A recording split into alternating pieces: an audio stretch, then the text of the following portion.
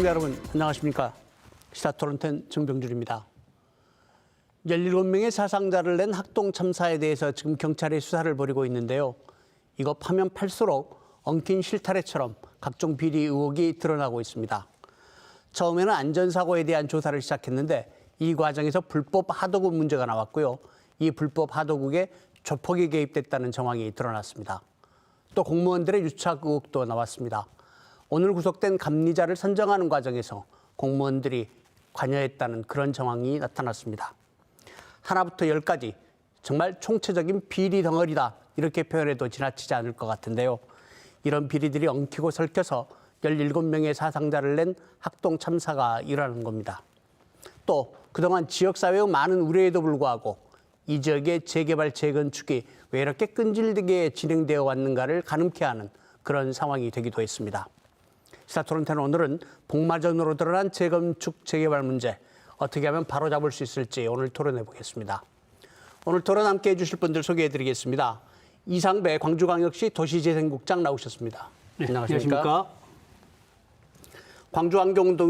광주환경운동연합의 이경희 사무처장 나오셨습니다. 네, 안녕하세요. 현대계획연구소 이봉수 소장 나오셨습니다. 안녕하십니까? 광주일보 윤현석 부장 함께하고 있습니다. 네, 안녕하십니까? 네. 윤 기자, 경찰이 지금 수사를 열심히 하고 있는 것 같은데 정말 각종 비리가 다 나오네요. 네네. 지금 현재 수사 상황은 어떻습니까? 지금 오늘 아까 사회자님께서 말씀하신 대로 그 감리자인 참호건축사가 업무상 과실치사, 건축물 관리법 위반 혐의로 지금 오늘 오후에 구속이 됐고요. 이로써 이제 현장 관리소장과 이 굴착기 기사를 포함해서 3명이 모두 구속이 됐습니다.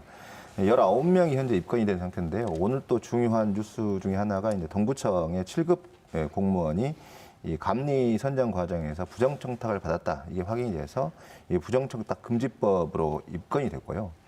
이 지금 현재 이 팀장과 과장 등 이 공무원들 상대로 해서 계좌 추적을 하고 있고 또 통신 이력도 조회를 하고 있어서 이 문제가 상당히 좀 복잡하게 진행이 될 것 같습니다. 예전 몇말에 고양이한테 뭐 생선가게 맡긴다 이런 얘기가 있는데 네네. 주의 감독해야 될 공무원들이 재개발 주택조합 관계자들하고 같이 땅도 사고 집도 사고 했다면서 이게 무슨 얘기입니까? 이거는 이제 또 다른 쪽의 이제 이야기인데요. 이 그 지산 3구역 관련 재개발에서 이제 그 분양권 관련해 가지고 이 동구청 공무원이 또 그 쪼개기 수법을 해서 그 분양권을 하나 또 산 것으로 돼 있고요. 또 지금 현재 이제 그런 조합장이 이걸 이제 다주택 조합, 다주택 건물을 사가지고 이걸 다세대로 또 나누어서 또 이렇게 쪼개기 분양을 하는 뭐 이런 것까지 나타나고 있어서 상당히 좀 복잡하게 사건이 얽혀가고 있는 것 같습니다. 그리고 이제 사실 이제 지분 쪼개기 이런 문제도 있지만 분양권 가지고 또 이제 이게 뭐 경찰 공무원이라든가 뭐 예를 들면 공무원들한테 이렇게 특혜성 로비를 했다 이런 지적도 나오고 있고. 근데 그 핵심에 지금 이제 문홍식 전 5.18 구속 부상자회 회장이 지금 있는데 지난 14일 날 미국으로 도피를 했고요. 이 지금 5월 단체들도 사과를 하고 지금 어떻게 됐든 굉장히 사건이 복잡해지고 있는데 본인이 귀국을 하고 있지 않으니까 사실 이제 문제는 어디까지 지금 이 문제가 확산될지는 저도 아직 확인을 못 하고 있습니다. 아마 지금 누구도 쉽게 가늠하기 어려울 것 같은데 네네. 5월 단체들도 지금 요즘 움직임들이 좀 개운치 않은 것 같고요. 그렇습니다. 그 얘기도 좀 잠시 후에 다시 한번 해보겠습니다. 네네. 이 국장님, 일단 문제가 된 뒤에 광주시는 전 재개발 사업지에 대해서 전체적인 점검을 하셨어요. 그 결과가 좀 어떻게 나왔습니까? 우선 그 말씀드리기 전에 동구 학동 재개발 사고로 인해서 우리 시민들에게 큰 상실감과 심려를 끼치는 점 매우 성급하게 생각하고요. 시에서는 이제 이런 사고가 재발되지 않도록 제도 개선 및 방지 대책을 마련하고 있다는 말씀드리겠습니다. 우선 저희가 긴급하게 철거 현장 36곳을 포함한 총 99곳에 대한 점검을 했습니다. 그래서 그 18곳을 중점 관리 대상으로 지금 하고 있고요. 그중에 7곳은 공사를 하거나 지금 하지 않거나 관계없이 안전점검이라든가 해체 계획을 면밀히 그 점검한 이후에 허가권 허가를 받아서 하도록 그 조치를 했고요. 또 저희가 연말 긴급하게는 지금 바로 지역건축안전센터를 저희가 설립할 겁니다. 거기는 구조기술사라든가 시공기술사, 건축사 등 건축 관련 전문가를 저희가 채용해서 상시적으로 이런 안전점검을 할 수 있도록 하고요. 지금 해체 허가 지침이 조금 미비점이 많습니다. 이 법 시행이 1년 남짓 됐는데 이번에 보니까 그래서 지금 해체 지침을 좀 만들고 있습니다. 중요한 것은 뭐냐면은 우선 해체 방법을 탑다운 방식으로만 원칙적으로 하도록 하고 그렇게 돼 있습니다. 네. 해체 계획서도 구조 전문가들이 이렇게 볼 수 있도록 하고 현재 허가권자가 현장 점검도 지금 의무화되어 있지 않거든요. 반드시 한 차례 이상 현장 점검을 하도록 하는 등 해체 지침을 마련하고 있고 또 저희가 건축관리법, 도시정비법 개정안을 지금 건의를 했습니다. 예를 들면 도시정비법에서는 예를 들면 뭐 불법 재하도급이라든가 어떤 중대재해법에 따른 처분을 받게 되면은 이런 재개발 재건축 사업에 2년 이내에 입찰을 제한하는 그런 내용으로 개정 요구를 했기 때문에 저희가 다시 재발되지 않도록 최선 노력을 다하겠습니다. 법 개정을 요구하셨다고 하시는데 이번 상황은 보니까 법이 있는데 지켜지지 않아서 일어난 일들이더라고요. 이게 법이 없어서가 아니고. 야, 이번에 현장점검에서 36곳을 하셨는데 7곳을 공사를 중단시키셨다는 얘기인가요? 우선 공사를 중단한 것도 있고 공사는 하지 않지만 예. 저희들이 보니까 해체 계획서를 다시 한번 점검할 필요가 있고 뭔가 문제가 있는 사업장이다. 그렇죠. 또 주변 지역이라든지 어쨌든 안전이 확보된 이후에 재차 검토하게 돼 있고 저희가 해체 심의위원회를 만들도록 했습니다. 그래서 전문가들이 함께 그런 해체 계획이라든가 정확히 검증한 이후에 허가권자인 구청장이 정식 다시 허가를 얻어서 공사를 재개하도록 그렇게 조치를 했습니다. 문제가 그러니까 이게 약간 소잃고 외양간 고치는 시기인데, 그러니까 이를테면 대책은 좋은데 아까 잠깐 말씀하신 관리 감독의 문제가 좀 있거든요. 그러니까 사실 시청에서는 아까 잠깐 뭐 저희들하고 얘기했습니다만 정비구역 지정해놓고 사실상 어떻게 할 수 있는 방법은 없고요. 구에서 좀 전문적으로 이런 부분들을 해야 되는데 약간 이제 센터가 좀 기대는 됩니다만 이게 관리 감독 권한을 좀 명확히 갖고 이 공사장 현장들을 봐야 되는데 제가 봤을 땐 지금도 여전히 저희들이 계속 취재해보거나 이런 상황들을 보면 공사장들에서 이런 안전이 제대로 지켜지지 않고 있는 것들이 계속 지적이 되더라고요. 우선 그래서 지역건축안전센터는 아까 말씀드린 것처럼 전문가들을 민간 전문가를 채용해서 일하도록 하고 저희가 이번에 일회성 점검으로 만들기 때문에 전체 중점 관리 사항은 그 현장 관리자, 감리자, 구청 관계자하고 시하고 이렇게 카톡이라든가 어떤 비상연락 체계를 만들었습니다. 그래서 상시적으로 앞으로 왜냐하면 우기도 오고 태풍도 오기 때문에 이 공사장을 지속적으로 관리할 필요가 있습니다. 그래서 중점 관리 사항은 저희가 그렇게 할 거고요. 또 시에서는 특별 안전 점검 기간을 해가지고 그 무슨 공사 현장뿐이 아니고 교량이라든가 하천이라든가 너무 많죠. 10,000여 개 이상을 지금 점검을 하고 있습니다. 이번 계기로 다시 건너갈 수 있도록 저희들이 노력을 하겠습니다. 네, 이런 상황에서도 뭐 대충 하실 거라고 생각하진 않습니다만 하여튼 차분차분 대책 문제는 잠시 후에 다시 한번 얘기를 해보도록 하겠습니다. 도대체 어떻게 해서 이렇게까지 이 재개발 재건축 사업장에 불법과 비리가 많은 걸까요? 이 점이 참 궁금하긴 합니다. 이 차장님 어떻게 생각하십니까? 그 재개발 재건축을 하기 위해서는 사실은 노후된 지역들이 노후화가 된 지역들이 재개발 재건축의 대상이잖아요. 사실은 노후화된 지역의 주민들은 그 경제적으로 넉넉하지 않습니다.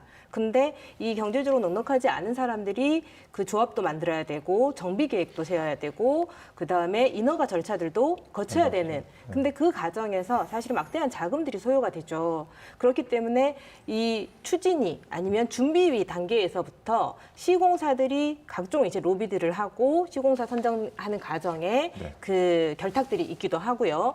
그리고 그 시공사들은 또 철거나 이런 절차들을 거치는 과정에서 또 하나의 커넥션들이 또 만들어지면서 사실 지역주택조합이 아니라 재개발이나 재건축 조합들이 실제 자금력의 부족이라든가 절차의 부분들이 그 전문성이나 진행하는 부분들이 부족한데 사실 민간의 그 재개발 재건축은 민간의 개발 사업, 아파트 주택 개발 사업으로 사실은 지금 남아져 있기 때문에 이런 문제들이 계속 연결되는 것 같습니다. 그래서 아파트 개발이라든가 노후한 주거 공간들을 개선하는 사업에 행정은 사실 좀 그 정비구역 지정하고는 그 다음에 놔두고 주민들이 조합을 만들어서 실행하는데 사실은 초기에 도와주지 않는 거죠. 근데 초기에 진행할 때 조합에서는 막대한 사실은 자금이 소요가 되고 그걸 동원하는 과정에서 그 시공사와의 결탁들이 있을 수 있고요. 시공사 역시도 본인들이 대규모 건설회사들이 시공사로 선정되기 위해서 각종 로비를 하죠. 재개발, 재건축 과정에서 조합이 경제력이 없는데 큰 사업을 추진하다 보니까 이런 문제가 생길 수 있다. 이런 걱정이시고요. 이 소장님께서는 어떻게 보고 계십니까?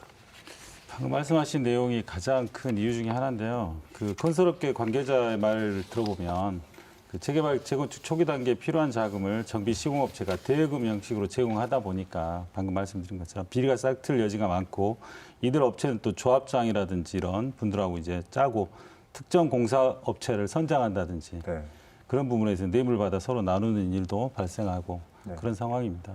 그러니까 사업성이 너무 높아졌어요. 그러니까 지금 사업성이 높아지다 보니까 그러니까 투기 세력도 들어오지만 이제 원주민들도 그걸 너무 잘 알고 있는 거죠. 그러니까 사업성이 높다는 것을 또 시공사도 마찬가지고 그러다 보니까 이 나중에 이익들을 보고 전부 다 지금 재개발로 뛰어들어서 지금 아파트 가격도 올려놓고 지금 제가 봤을 때 여러 가지 문제점도 양산하고 있고 근데 사실 광주시나 이 구청에서 너무 재개발 재건축을 촉진해 왔거든요. 지금 인센티브도 주고 막 많이 하게 지금 해가지고 사업성을 굉장히 높여놔가지고 제가 봤을 때 이런 부분들이 지금 과거 거의 한 1990년, 80년도의 정책들이 지금도 계속 살아있다는 것이 저는 좀 문제이지 않나 뭐 이렇게 보고 있습니다.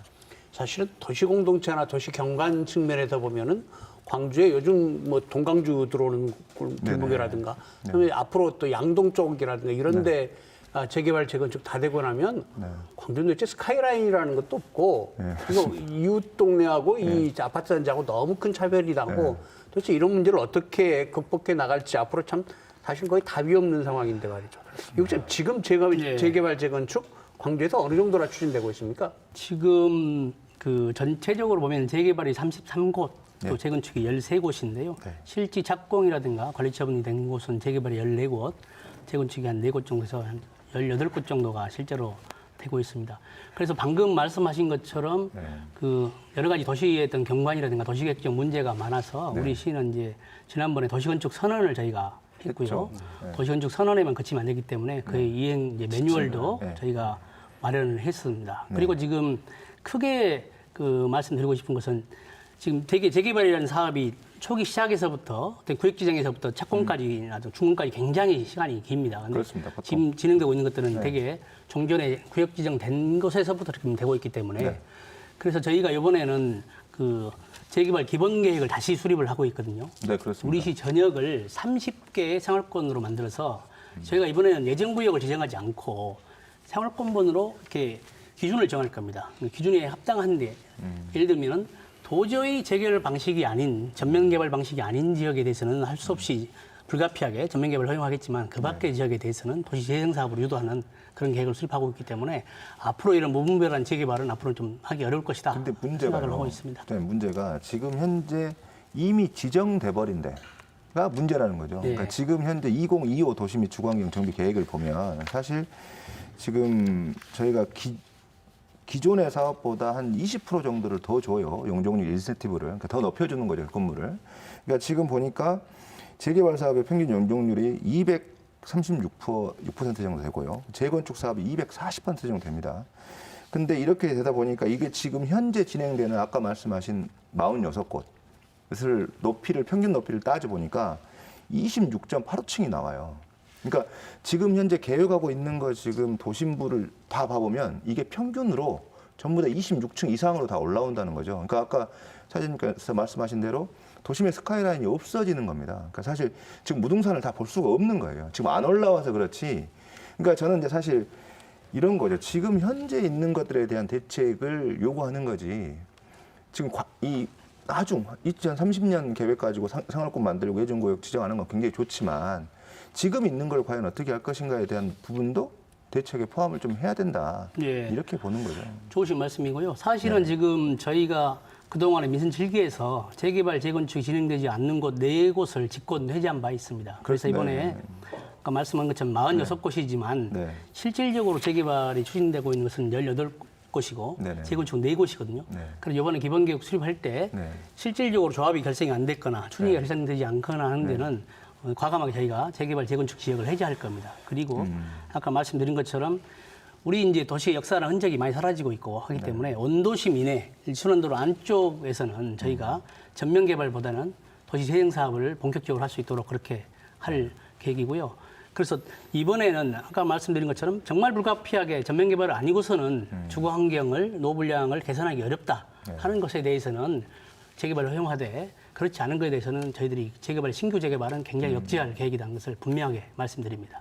이 국장님, 아까 우리 전문 토론자들이 말씀하시기를 지금 그 사업을 추진하고 있는 이 조합 자체의 경제력이 약해서 네. 비리가 일어날 논상이 된다 이렇게 얘기하시거든요. 이 부분은 어떻게 공공이 좀 커버할 수 있는 그런 방법은 없습니까? 우선 뭐 도시 및 주거지 경비법에 따라 재개발 자체가 민간이 조합을 결성해서 민간 스스로 이렇게 사업을 하게 되는 민간 주도형 사업이거든요. 과거로 보면은 예전에 그 주거환경 개선 사업을 했었습니다.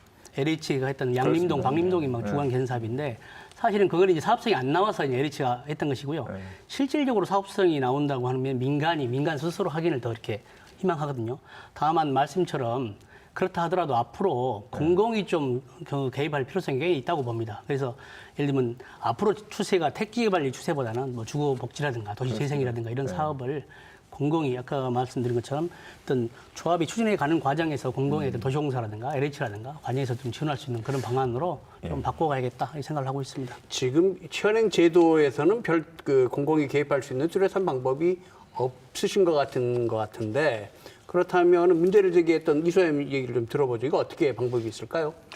그 주거환경 개선 사업 지구에 대한 이야기가 나왔는데요. 지금 광주시 같은 경우도 주거환경 개선 사업 지구에 대해서 이제 그 개발 방법이 한 3가지 정도 되거든요. 그 LH라든지 광주도시공사 이런 아니면 지자체가 나서 가지고 거기를 토지 보상을 해주고 전면 개발하는 방식도 있을 수가 있고요. 아니면 그 일부분만 전면 개발하고 나머지는 이제 그 재생 사업이 들어가는 그런 방법도 있고 하니까 실은 공공이 할 수 있는 지역은 제가 현재 봤을 때는 주거환경 개선 사업 지구로 지정된 지역들. LH에서는 그거 하려고 하는 노력도 상당히 있었거든요. 광주도시공사에서 좀 시작을 하면 일부분이라도 공공이 하는 개발로서 근데 이게 이제 저층으로 아주 잘할 수 있을 거라고 공공 생각합니다. 재개발이 어려운 부분이 그러니까 민간 재개발의 지금 현재 상태에서 분양가가 굉장히 엄청 올랐습니다. 최근 한 10년 사이에 거의 한 2~3배 정도 올라버렸거든요. 그러다 보니까 사업성이 굉장히 높고 주민들이 이 원주민들의 혜택이 굉장히 높습니다. 그러니까 조합원이 가지는 혜택이 지금 현재 일반 분양에 비해서 거의 한 10분의 7 정도, 그러니까 3분의 2 정도의 가격이면 그걸 받을 수가 있는 거죠. 그러다 보니까 지금 이 재개발 아파트가 공급이 되면 입주부터 가격이 크게 오르거든요. 지금 현재 광주 아파트 가격이. 그러다 보니까 원주민들도 그걸 알고 있는 겁니다. 그러다 보니까 공공 재개발보다는 민간 재개발을 훨씬 지금 선호하고 민간을 어떻게든 하려고 하고 있는 상황에서 공공이 개입한다.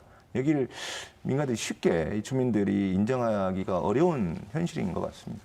근데 혹시 이제 그것뿐만 예. 아니라 그 지금 뭐 재개발 사업과 관련한 그 초기에 그 뭐 주택 조합이 설립되기 이전부터 그 들어서는 투기에 대한 부분들을 시가 어떻게 통제할 것이냐도 중요한 문제일 것 같아요. 그 예를 들면 재개발 구역에 사실은 원주민들의 주거 환경을 개선하겠다라고 계획해놨던 재개발 재건축에 투자자들이 지분 쪼개기로 참여하면서 조합에 그 영향력을 미치고 사실은 조합이 원주민들이 재생 사업이라든가 새로운 방식의 재개발 재건축이 아닌 새로운 개발의 방식들을 선택할 수 없게 만드는 이런 부분들도 광주시에서는 좀 통제해야 될 것 같고요. 광주시에서 뭐 도정법에 따라서 계획을 수립하면서 변화시키겠다라고 하지만 이거를 적극적인 행정으로 그 살펴보는 것이 필요할 것 같아요. 그 해제 구역에 대해서도 사실 2003년에 지정되고 난 다음에 아직까지 사업 시행이 되지 않았거나 조합이 설립이 안 된 곳들이 무수히 많은데 사실은 그 부분에 대해서는 해결할 의지 그리고 적극적으로 그걸 살펴보고 일몰을 적용한다거나 할 수 있는 방법들을 적극적으로 살펴봐야지 행정이 강력하게 도시의 재개발 재건축을 통제하겠다. 아까 뭐 지역의 온도심에 대한 문화유산이나 역사 그 역사적인 공간의 기록들을 남겨놓게 하겠다라고 하는 의지들이 강력해야지 이 재개발 재건축의 분위기들을 통제할 수 있는 거죠. 근데 이게 좀 약간 어려운 게 사실 이제 주거 정책 자체가 지금 아직도 여전히 제가 봐서 중앙 정부가 다 거의 대부분 가지고 있고 사실 부동산 정책을 지방에서 제어할 수 있는 방법이 거의 없다는 거. 그러니까 지금 사실 저희들이 이제 계속 방송 이 재개발 문제라든가 아파트 경관에 대한 문제라든가 이걸 얘기할 때마다 얘기하지만 사실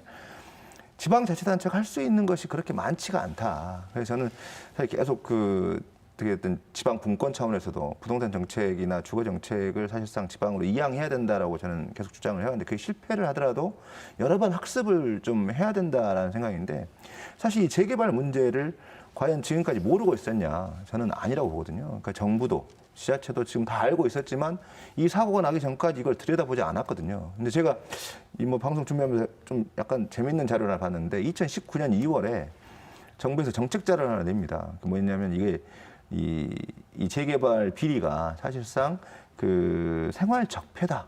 생활 적폐이기 때문에 이걸 청산하기 위해서 우리가 여러 가지 강력한 대책을 추진하겠다라고 얘기를 했거든요. 이게 3년 전입니다. 근데 3년 전인데 3년 전하고 지금 바뀐 게 있냐? 바뀐 게 없어요. 지금 왜냐하면 경찰 수사 결과를 보면 똑같다는 거죠. 이게 제가 보니까 2020년 4월 달에 국토부하고 서울시하고 한번 전체 점검을 합니다. 이 서울에 있는 제가 보니까 정비사업구역 7곳을 그때 조사를 했는데 그때 법령 위반이 162건이에요. 여기서 법령 위반 162건 중에 수사 의뢰가 18건입니다. 그러니까 7곳에서 수사 의뢰가 18건이 나왔다는 거는 제가 봤을 때 이거는 재개발 이 사업구역 자체를 한번 전부 다 전수조사를 해버리면 저는 다 불법이 상당 부분 있을 것이다라고 생각을 하거든요. 근데 지금까지 놔둔 거죠. 그러면 이번에는 제가 봤을 때 공공의 아까 말씀하신 개입이라든가 뭔가 좀 지금까지 하고 다른 좀 대책을 내놨으면 좋겠다. 공공재개발이면 아까 이제 이봉수 박사님 말씀하셨습니다만 공공재개발을 할 수 있는 지역도 과감하게 선정을 하고 공공재개발이 안 되는 지역에 대해서는 왜 안 되는가에 대한 설명도 해주고 또 공공재개발 절반 아까 말한 도시재생사업 절반 뭐 이런 식으로 우리가 좀 구체적인 대책을 가지고 얘기를 했으면 좋겠다 이런 생각도 합니다.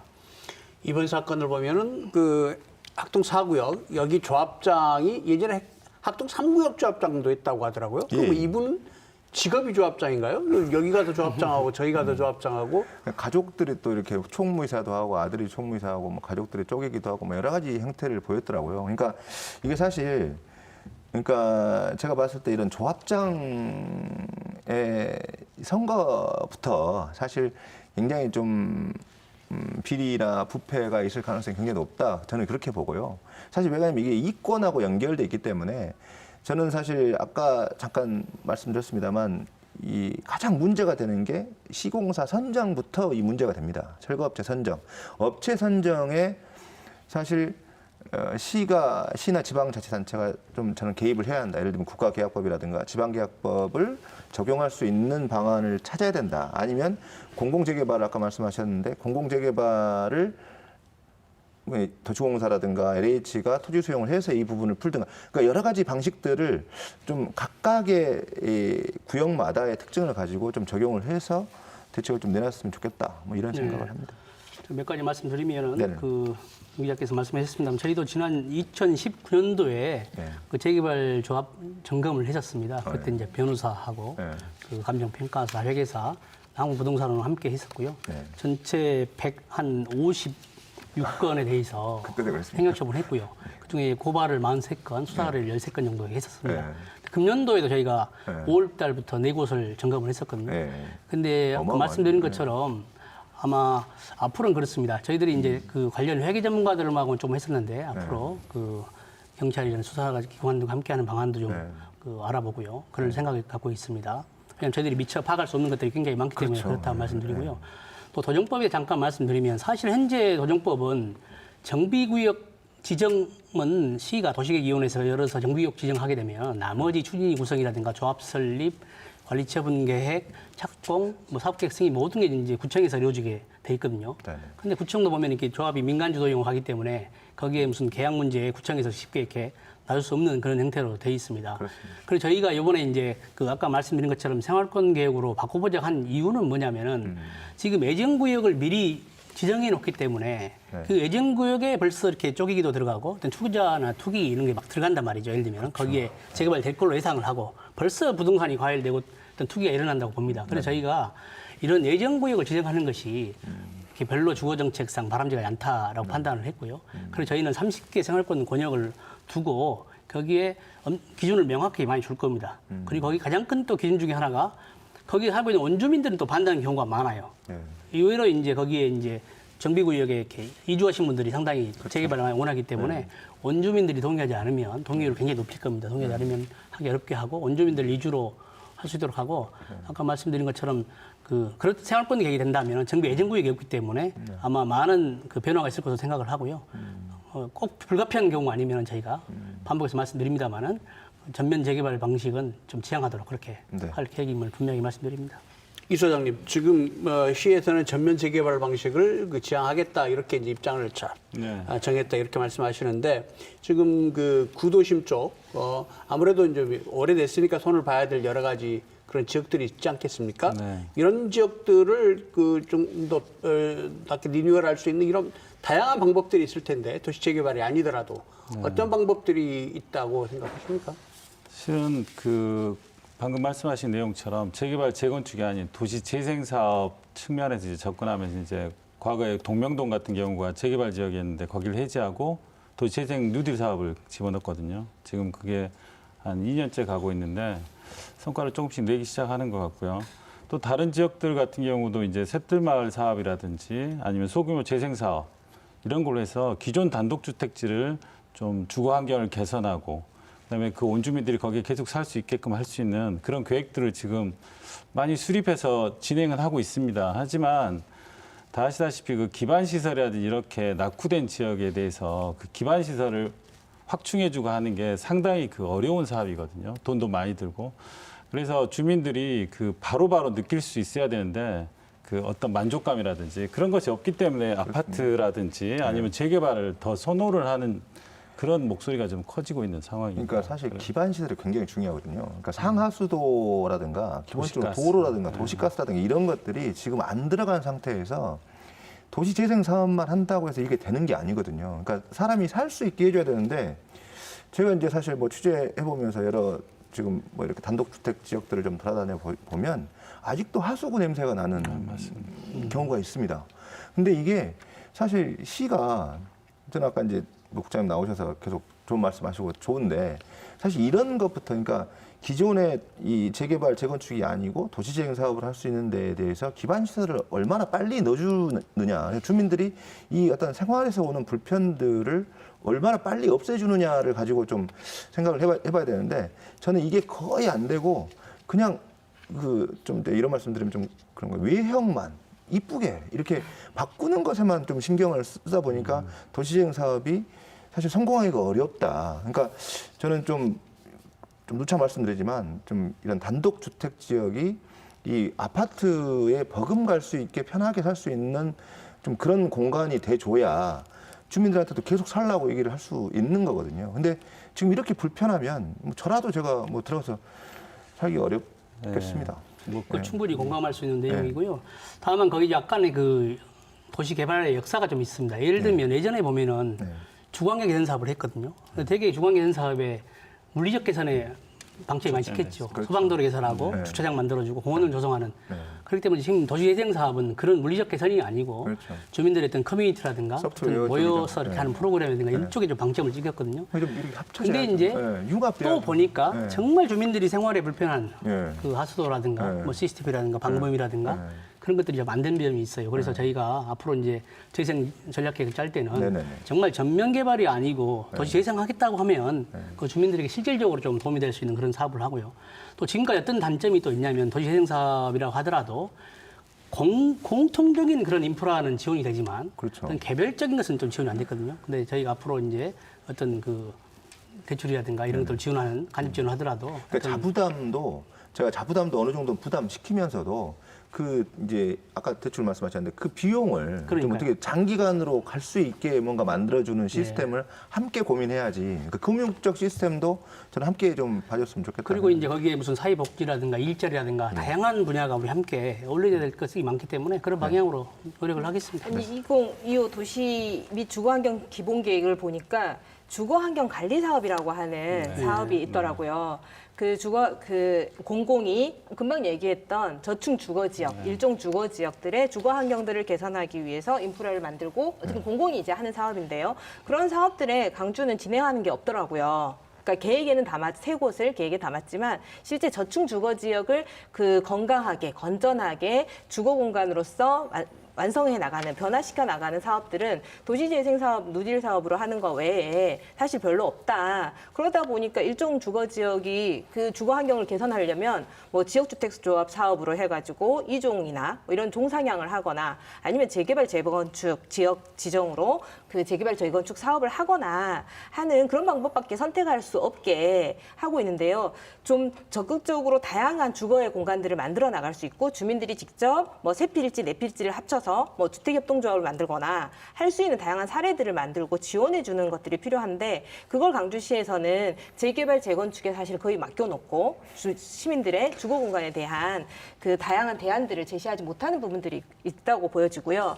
또 하나는 광주시에 그 도시 및 주거 환경 정비 기금이라고 하는 게 있어요. 그래서 주택 개량을 지원해 줄 수 있는 근데 이 기금이 한 70억 정도가 마련되어 있다라고 하더라고요. 사실 70억으로 사업을 할 수가 없어요. 공공이 지금 재개발 재건축이 아닌 다른 대안들을 만들고 그다음에 고층 아파트가 아니라 저층 주거 지역들을 좀 활성화시키고 그 가치들을 보존해 나가려면 공공이 투자할 수 있는 예산 마련, 재원 마련들이 필요하고 의지와 함께 재원 역시 또 의지를 보여주는 건데 그러한 부분들은 너무 소홀하다.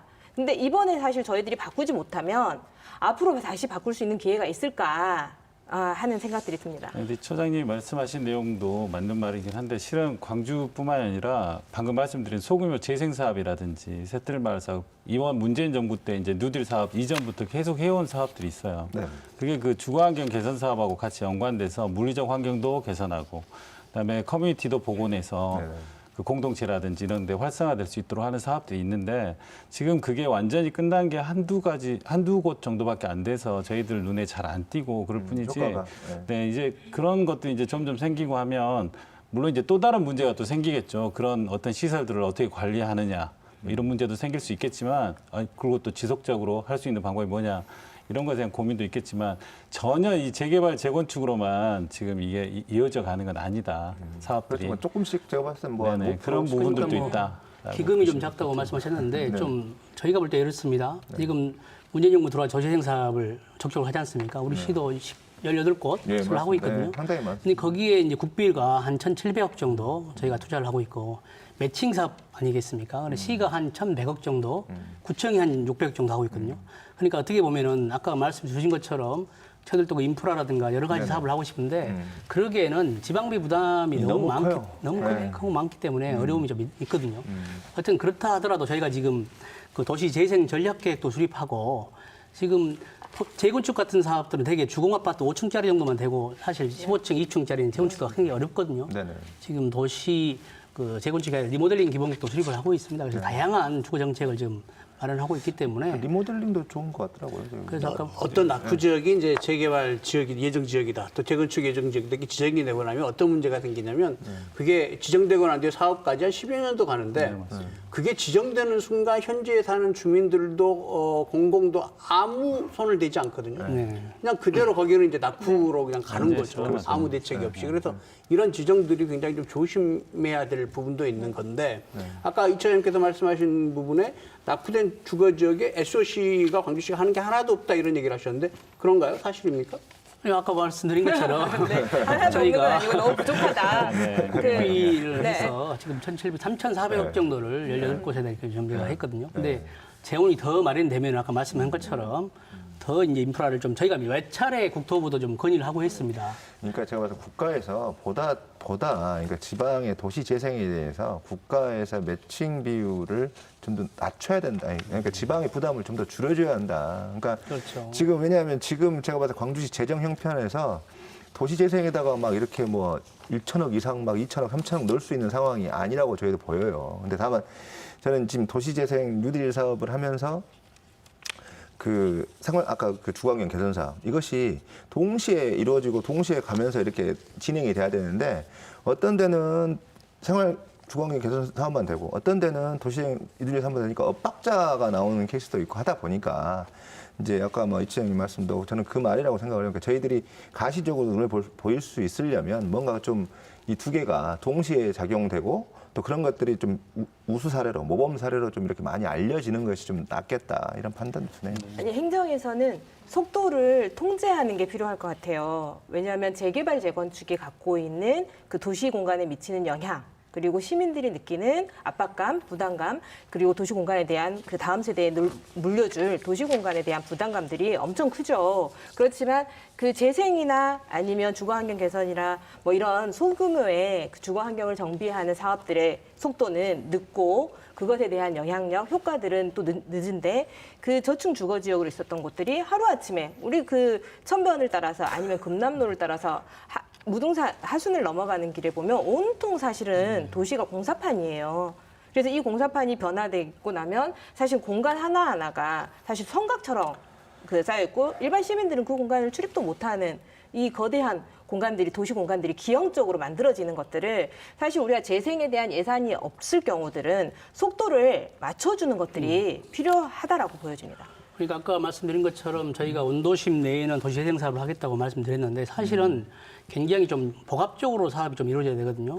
예를 들면 무슨 생활의 소시 사업으로 도서관이라든가 여러 가지 필요한 복지시설, 육아시설도 필요하고 어떻게 보면 일자리도 연결돼야 되겠고 그러니까 원도심이 갖고 있는 게 신도심보다는 상당히 인프라라든가 여러 가지 여건이 좋지는 않거든요. 예, 그러다 보니까 이제 재개발에 노후되고 하니까 네. 재개발에 대한 그 열망이 있는데 앞으로 저희가 이제 재정 전략 계획을 짠다면 아까 말씀하신 것처럼 다양한 사업들, 예를 들면 보행자였던 그런 사업들도 한번 강북청과 연결시켜 본다든지 각종 이제 행정이라든가 시나 구나 하고 있는 사업을 그 원도심의 좀 도시재생 사업에 집중해 준다고 하면 그 효과가 굉장히 다시 날 수 있겠다. 그러면 대책은 좋은데. 원도심을 계속 강조하셔서 원도심에 지금 누문동과 북동은 어떻게 하실 거예요? 지금 누문동은 현재 그 말씀드리면은 뉴스테이. 뉴스테이 사업이 이제 돼 있고 북동은 저희가 그 이렇게 북구청장이 이제 정비계획 수립권자거든요. 근데 북동 성당과 그 지편에 어떤 건대건축도 꽤 많습니다. 그래서 거기는 전면 개발만 하는 건 아니거든요. 수복도는 전면으로 돼 있기 때문에 북동 성당과 그 주변에는 반드시 수복 개발을 반드시 하도록 그렇게 요청을 했고요. 어떤 고층 위주의 전면 개발 방식은 그 허용하지 않을 생각입니다. 네. 그러니까 지금 사실 이제 이런 대책들이 사실 굉장히 맞는 대책이에요. 시가 내놓은 대책들이 지금 학동 사구역 문제 터지면서 내놓은 대책들이 어느 정도 저는 굉장히 좀 지금까지와는 다른 대책들이 나왔다고 판단을 하거든요. 근데 다만 아까도 제가 계속 말씀드리지만 이런 대책들이 진짜 실제로 이어지고 집행되고 이런 것들이 좀 시민들이 볼 수 있도록 그렇게 하는 것이 좀 낫지 않겠느냐 이런 생각이 그동안에 국가나 지방자치단체가 이 네. 주거환경 문제를 많이 민간에 미루고 있지 않았나 이런 생각이 드는 이제 그런 토론 내용입니다.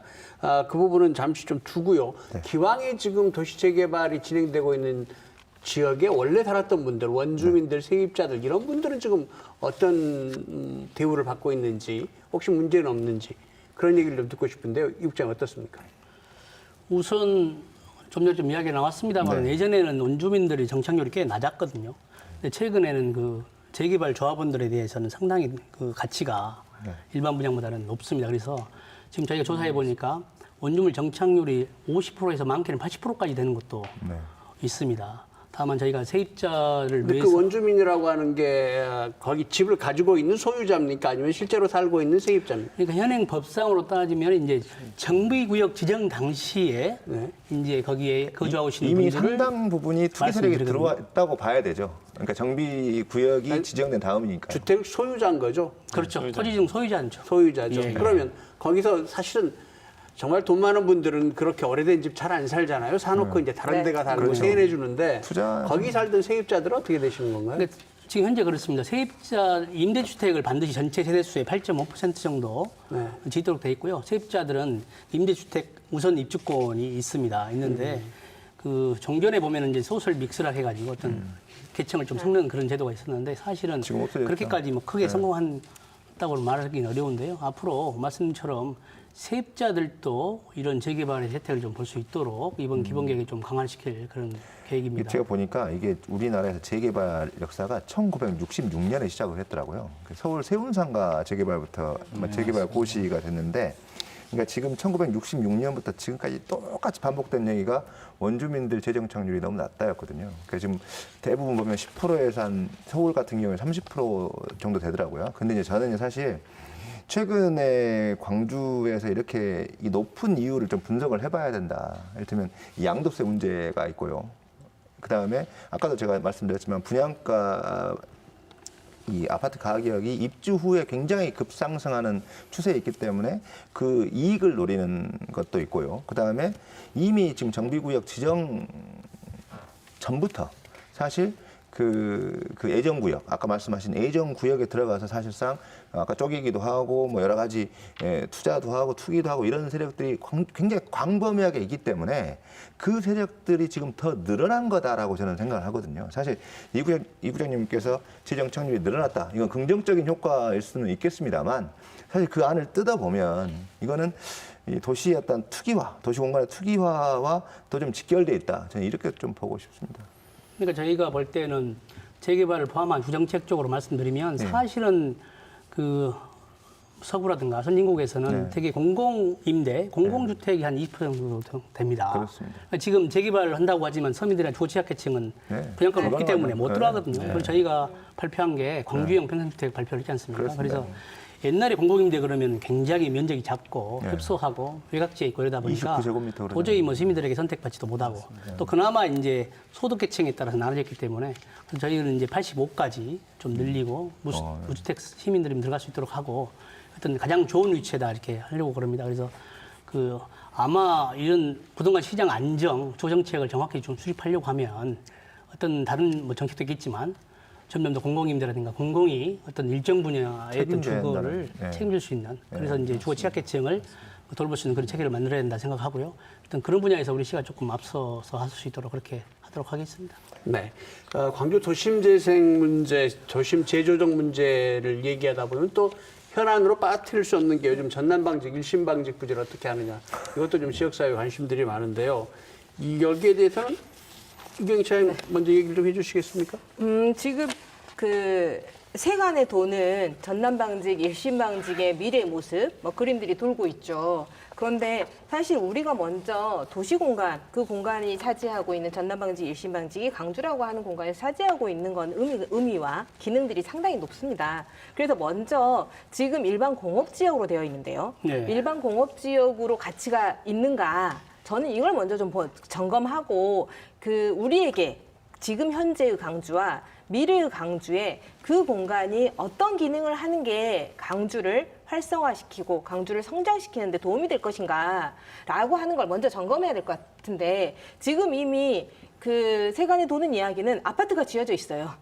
그리고 일부는 뭐 공원으로 뭐 사전 협상이 다 돼 있는 것으로 막 그 돌아다니고 있습니다. 그래서 이 부분들은 우리가 강주라고 하는 모두의 공간 안에 이 기능, 이 공간의 기능이 어떤 게 강주에게 도움이 될 것인가 먼저 판단을 해야 될 것 같은데요. 그런 판단들은 지금 좀 부족하지 않냐 싶습니다. TF팀이랑 뭐 활동을 한다고 하는데요. 정말 일반 공업지역으로 유지할 의미는 없는가?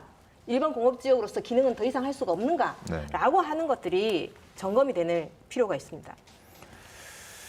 어떠신가요? 예, 지금 뭐 국장님께서 말씀을 많이 하셔야 될 것 같은데 제가 좀 이걸 해보면 이게 지금 용도 지역이 도시 기본 계획상 이미 지금 예정이 돼 있잖아요. 네, 근데 이제 도시 기본 계획상 예정이 돼 있지만 그렇다고 해서 용도 변경을 반드시 해줘야 된다는 뭐 그건 제가 봤을 때는 없는 것 같아요. 뭐 박사님 뭐 잘 맞습니다. 그렇죠.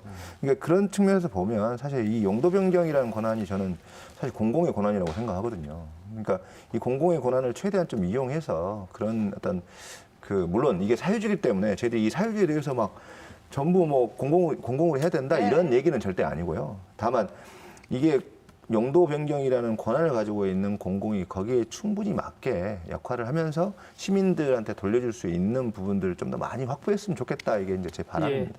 예. 말씀처럼 전남 일심방직은 사유지이기 때문에 예. 100% 저희가 공공만 활용할 수 없는 현실이고요.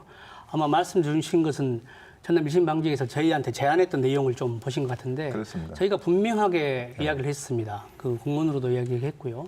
주상복합이라든가 아파트 위주의 용도 변경하지 않겠다고 분명히 말씀을 드렸고요. 저희는 여러 가지 이제 원칙을 좀 말씀드리면 우선 가장 중요한 원칙이 방금 말씀드린 그 주상복합 위주 아파트 위주는 용도 변경하지 않겠다는 게 기본이고 그다음에 거기에 이제 1930년대 근대 건축물이 4동이 있습니다. 근데 그것은 문화재로 지정은 안 됐지만 문화재급 물어보고 저희가 봐야 되죠. 그거는 뭐 그 자리에 현재 그대로 이제 전치하기로 했고요. 근데 공장동에 대해서는 그동안 뭐 조사가 안 됐어요. 그래서 저희가 이번에 TF팀에서 공장동에 대한 조사를 했고요. 근데 공장도 건축적 의미가 있겠지만 그 안에 있는 설비들, 근대 산업 설비거든요. 그래서 그렇게 보고 있다는 말씀드리고 또 가장 또 중요한 것은 그 안에 있던 노동자들의 어떤 삶이라든가 어떤 것들이 있기 때문에 그거를 지금 저희가 그 전남 1심 방지에서 시에게 용도 변경해달라고 요청이 왔었는데 저희가 협상을 해야 됩니다. 근데 협상의 전제 조건을 줘야 되는데 아까 말씀드린 것처럼 아파트 위주는 안 된다. 이런 것은 보존해야 되겠다. 또 근대 산업시설, 노동자의 삶 이것을 TF팀에서 저희한테 의견을 주실 겁니다. 의견을 주면은 저희가 그거를 전남 1심 방직에 주게 되면은 전남 1심 방직 수용을 하게 되면은 그 이제 협상이 시작되는데 저희들이 협상의 기본 원칙은 여기는 굉장히 중요한 위치거든요. 광주의 앞으로 도시 미래도 중요하고 경쟁도 중요하기 때문에 저희는 우리 광주의 도시 경쟁력을 만들 수 있는 그런 민간이 되겠다. 광주에 없는 것이 좀 들어왔으면 좋겠다 생각이 예를 들면 그것도 한 가지 방법이라고 생각하는데요. 여튼 그 중요한 땅이 아파트 되거나 주상복합 짓는 것은 맞지 않다는 것을 주변이 이미 다 아파트입니다. 분명히 말씀드렸습니다. 예. 이 소장님, 뭐 프로징 시간이 다 끝날 시간이 다 돼가는데 오늘 별로 말씀을 안 하셨으니까 전남방직 1심 방직 부분에 대해서 혹시 조언하실 게 있다면 한 1분 정도 말씀해 주시면 좋겠습니다. 저는 방금 말씀하신 내용들에 대해서 다 공감하는데 또 제 개인적인 생각은 이 개발과 보존이 같이 그 공존할 수 있는 방법도 좀 찾아봐야 되지 않겠냐. 실은 그런 게 국내외 사례들로 상당히 많거든요. 앞으로 이런 사례들은 1심 방직, 전남 방직뿐만 아니라 뭐 구적십자 병원이라든지 지금 저기 광천동에 있는 그 아파트라든지 이런 데들에 대한 이야기들이 계속 나올 건데 그때마다 이런 소모적인 뭐 많이 할 것 같아요. 그렇습니다. 논쟁을. 그래서 지금 서울에 보면 그 공평 도시 유적 전시관 같이 그 바닥에서 나온 그 유물들을 다 지하에다가 전시를 해주고 자기들은 위에다가 건물을 지어서 건물 이용자가 그걸 같이 보기도 하고 여러 가지 방법들 대신 서울시에서는 용적률을 좀 올려준다든지 그런 걸 조성했으니까 네. 방금 같이 그 개발과 보존을 좀 어떻게 잘 조화를 할 수 있었으면 좋겠어요. 제 개인적인 생각입니다. 좋은 말씀이시죠. 네, 감사합니다. 오늘 광주 도시 문제, 학동 참사에서 이어진 도시 문제에 대한 토론을 했는데요. 오늘 토론이 좀 더 앞으로 광주 도시를 바꾸는데 효율적인 그런 방안들이 찾아갔으면 좋겠습니다. 네, 감사합니다. 네, 오늘 토론을 통해서 광주의 주거 환경을 바꾸는 일을 너무 민간에만 맡겨두는 게 사고의 원인이 되기도 했고 또 어떤 비리의 온상이 되기도 했다. 이런 결론에 이르를 수 있을 것 같습니다. 앞으로는 이번 참사를 계기로 정부와 지방자치단체가 모두 이런 도시 현안의 문제에 대해서 좀 더 깊이 관여하고 바른 길을 찾아가는 그런 모습이 됐으면 좋겠습니다. 시사토론 10 오늘 순서 여기서 마칩니다. 다음 주 화요일 이 시간에 다시 찾아뵙겠습니다. 안녕히 계십시오.